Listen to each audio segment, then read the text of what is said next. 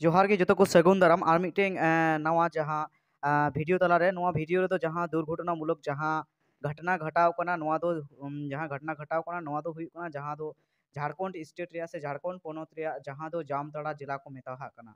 तो जहाँ जगह रे घटना हुई कना जहाँ घटना दो हुई कना जहाँ ट्रेन एक्सीडेंट हुई कना अडी मारंग ट्रेन एक्सीडेंट हुई कना जहाँ दो काला झरिया को मेता कना नवा जायगा रे ट्रेन एक्सीडेंट हुई कना। तो नवा ट्रेन दो जहाँ तो भागलपुर खन जहाँ वासवानपुर जहाँ हजू अक्ते रे जहाँ ट्रेन दो जहाँ कालियाझरिया जायगा रे ओना जायगा रे दो उन अक्ते रे जहाँ दो ओना ट्रेन पटरी रे से ट्रेन आड़ी रे जहाँ खोआ को तहना नवा खोआ गुंडा खोआ ताहे लेना तो ओना गुंडा खोआ के ओटांग कान तहना और जहाँ ट्रेन रेन चालक किन ताहे लेना से ट्रेन चालक को ताहे लेना और उनकिन ट्रेन चालक दो ओना जहाँ गुंडा ओटांग कान तहना ना दुहा लेका नेलोग कान तहना उनकिन दुकिन मोने ले जे ट्रेन रे जनी आगुन धराव कना नोंकाना किन गुणन से हुदिस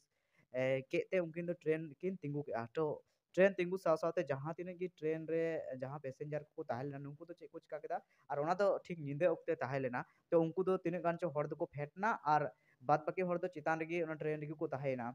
तो उन समय जहाँ आसानसोल खन जहाँ झाजा हजू मिटे ट्रेन ताहे लेना जहाँ पैसेंजर ट्रेन हजू कान थे ना आसानसोल खन तो ओना ट्रेन उन समय को हजू कान थे ना तो ओना ट्रेन हजू ओक्ते रे जहाँ तिना के हर को फेट कान थे ना उनको दो ओना ट्रेन तको तेन गोएना तो नोंकाना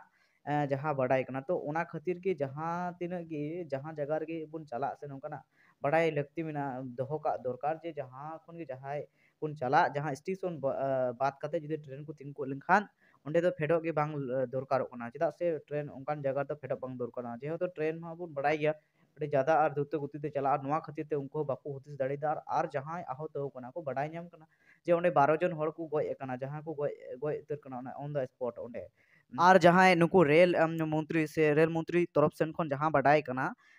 जे जहाँ नवा गाड़ी जहाँ पैसेंजर को ताहे लेना नु पैसेंजर मध्य को की बोले जहाँ चेन को और लेखा बन बड़ाई गया जे गाड़ी को तिंगुए ट्रेन को तिंगुए नोंकाना बोले गाड़ी भितरी खन गी माने चेन को और लेदा और ओना चेन और काते गाड़ी को तिंगु दा नोंकाना बड़ाई नाम कना। तो गाते को नवा अब